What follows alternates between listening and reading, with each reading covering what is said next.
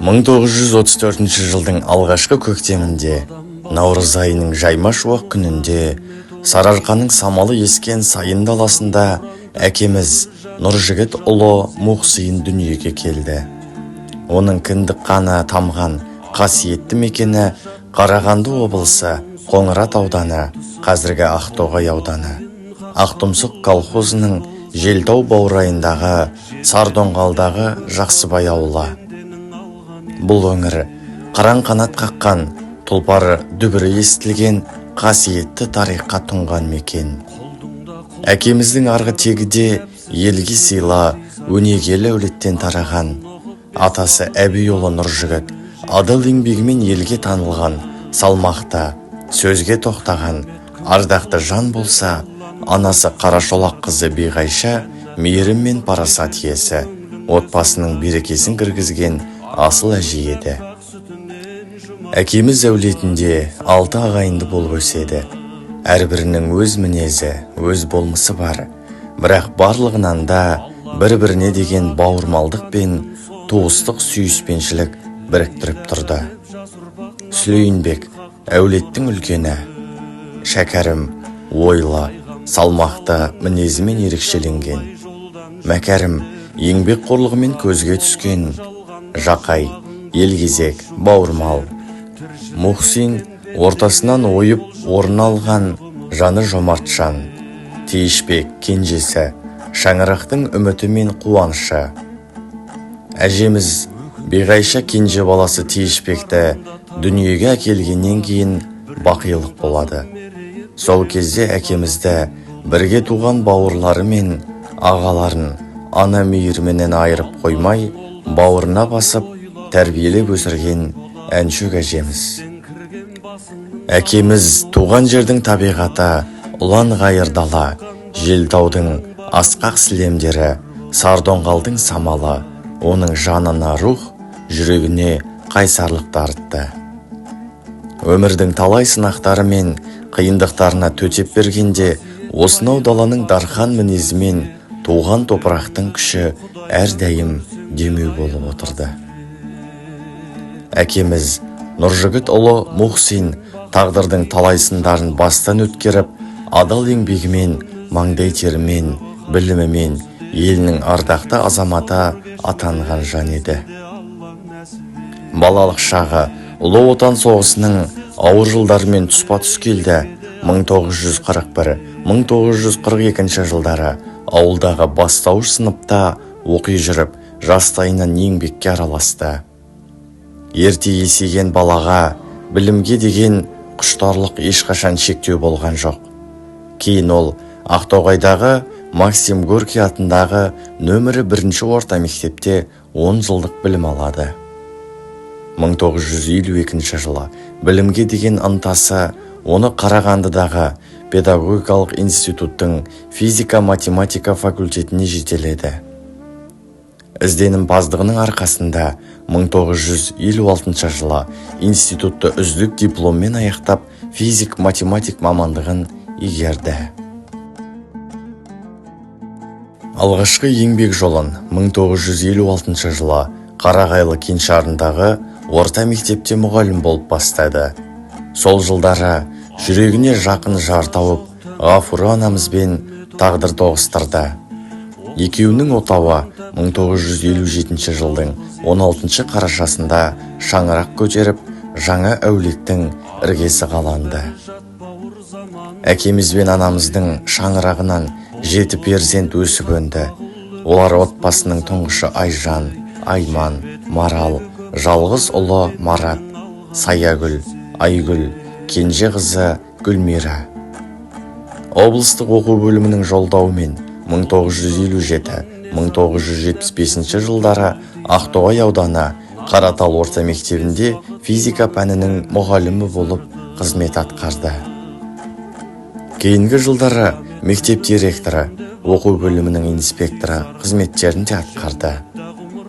Сол кезеңдерде қасында бірге еңбек еткен әріптестерін, дос-жарандары Ахметжанов Сәкібайды, Смағұлов Қуанышбекті, Қасымов Әуесханды, Әзімбаев Мағмұрды, Бабашев Мақсұтбекті, Түсіпбеков Жұмабайды, Өмірбеков Қазбекті, Ынтықбаев Қазтайды, Сәтжанов Бейсенбайды, Мақсұтов Мәжікенді, Төребеков Рамазанды, Төкеев Нақыпты, Исатаев Серікті, Иманбаев Мәжікенді, Өкімбаев Серікті, тағы да басқа азаматтарды әрдайым ризашылықпен еске алатын. Ұзақ жылғы еңбегімен шәкіртке деген адалдығы ескерусіз қалмады. 1975 жылы артына өшпес із қалдырған өнегелі ұстаз ретінде Қазақстан Республикасының үздік мұғалімі төсбелгісімен марапатталды. Бұл әкеміздің ұстаздық жолдағы еңбегіне берілген үлкен баға еді. Әкеміз жастайынан еңбекке араласып, бүкіл саналы ғұмырын білім жолына арнаған. Өкінішке орай, денсаулығына байланысты ауыр сынақтарға тап болып, 1975 жылдың 17 қыркүйегінде 41 жасында өмірден мезгілсіз озды. Бұл әулет үшін орны толмас қаза, жүректерге түскен ауыр салмақ болды. Әкеміз өз ұрпағының қызық қуанышын толық көріп, мейірін төгіп, үлгере алмай кетті. Дегенмен де артында өнегелі ізі, шәкірттері, құрметті ата елдің есінде қалды. Анамыз Сейдіғазымқызы Ғафура 1936 жылдың 8 наурызында Сарыарқаның сұлу өлкесі Қызыларай жерінде дүниеге келген. Әкесі елге сыйлы, парасатты жан Сейдіғазым, руы қырғыз. Анасы Әлия, ақын Шоңұлы Нұржанның қызы. Нағаш атамыз Сейдіғазым қиын қыстау кезеңде елбасына күн туған шақта бірнеше жыл бойы басқарма қызметін атқарып, Қызыларайдың көркеюіне зор үлес қосқан. Нағаш атамыз бен әжеміздің шаңырағында 8 бала дүниеге келген. Олар Күлия, Саветбек, Күлзия, Ғафура, Күлмайра, Кеңесбек, Күлжан, Оралбек. Сол әулеттің ішінде Ғафура анамыз мейірімі мол, қарапайымдылығы мен еңбекқор мінезімен ерекшеленді. Анамыз Ғафура жастайынан үй шаруасына араласып, бауырларын тәрбиелеуге қолғабыс етті. Соған қарамастан еңбекке де оқуға да үлгерді. Әкеміз Мұхсин жанында жүргенде ол кісі мектептің физика кабинетінде лаборант болып қызмет етті. Өмірлік серігі ерте дүние салған соң, анамыз тағдырдың тауқыметін қайыспай көтерді. Балаларының болашағы үшін сырттай оқуға түсіп, Саран қаласындағы педагогикалық училищені бітіріп, Қаратал орта мектебінде мұғалім болып, талай шәкіртке саналы білім мен тәлімді тәрбие берді. 1987 жылы анамыздың қажырлы еңбегі бағаланып, ол еңбек ардагері медальмен марапатталды. Бұл тек бір адамның емес, бір әулеттің төккен маңдай терінің өтеуі еді. Анамыз өмірдің қыспағына қарамай 7 баласын жеткізді, оқытты, тоқытты, жоғарғы білім берді. Ұлын ұясына, қыздарын қиясына қондырды. Немере жиен сүйіп, ұрпағының қызығына бөленді. Өкінішке қарай, анамызды өмірдің мәңгілік заңына бойсынып, әкеміз кеткеннен тура 20 жылдай өткен соң, 1994 жылдың 30 қыркүйегінде бақилыққа аттанды. Өмір сынақ, тағдырдың жазуына қарсы тұрар жан жоқ.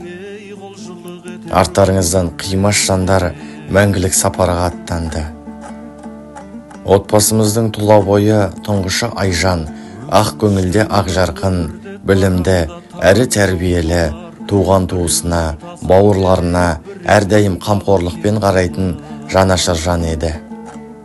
2003 жылы Айжанның үлкен ұлы, біздің ардақты жиеніміз Айдос небәрі 20 жасында өмірден өтті. Қысқа ғұмыр кешсе де, Айдос өзінің жарқын мінезімен, бауырмал қасиеті арқылы жүрегімізде мәңгілікке сақталды. Тағдырдың ауыр сынағына мойсұнғанымен 2022 жылдың мамыр айында бауырларының қамқоршысы болған, бәрімізге мейіріммен қарай білген ұл қыздарының аяулы анасы, немерелерінің ардақты әжесі Айжекеңнен айырылдық. Бауыр жанның жартысы, одан айырылу жүректің бір бөлігін жоғалтумен тең.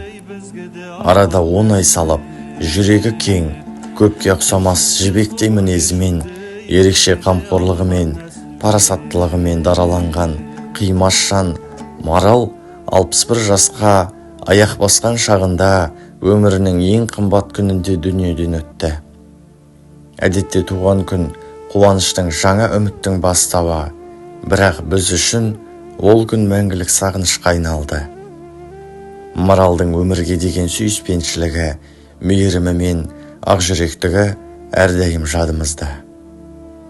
Оның күлкісі мен жылы сөзі жүрегімізде мәңгі жаңғырып тұрады. Тұлпар бар ма, тұяғы майрылмаған, сұңқар бар ма, қанаты қайрылмаған, қашанда тағдырың біткен күні, кімдерден кімдер мәңгі айрылмаған, деп жырлағандай, өмірде өзекті өртейтін өкініштер көп ақ. Биылғы жылдың мамыр айында күйеу баламыз Боранбай бізбен қоштасып, бақи дүниеге аттанды. Адалда ақ көңіл мінезі, жайдары, күйеу баламыздың ортамызда болғаны біз үшін үлкен қуаныш еді. Олар қашан үйге шаттық сыйлап, үлкенге ізет, кішіге құрмет көрсете білетін жан болатын. Әзіл қалжыңы орнымен, сөзі салмақты, ісі тиянақты еді. Білмейді ешкім, қай кезде тоқтар сағаты, біреулер үшін ең соңғы бәлкім таң атты. Өлімді жиі алумен еске жүрейік, біздерді Аллах жақсылық үшін жаратты. Бүгінгі күні әулетіміз кеңейіп, құт берекесі арта түсті. Алланың қолдауымен Мұқсин әулетінің немере шөберелері, жиен шарлары бәрімізді көзайым қылуда. Бұл ата-анамыздың өмірінің жалғасы, аманатының орындалуы, әулет бақытының мәңгілік белгісі. Тіл көзден аман болсын. Тұрағың болған жалғанда жұмағың болмас жұмыр жер, тіршілік еткен пендеңе құлшылық етер ғұмыр бер.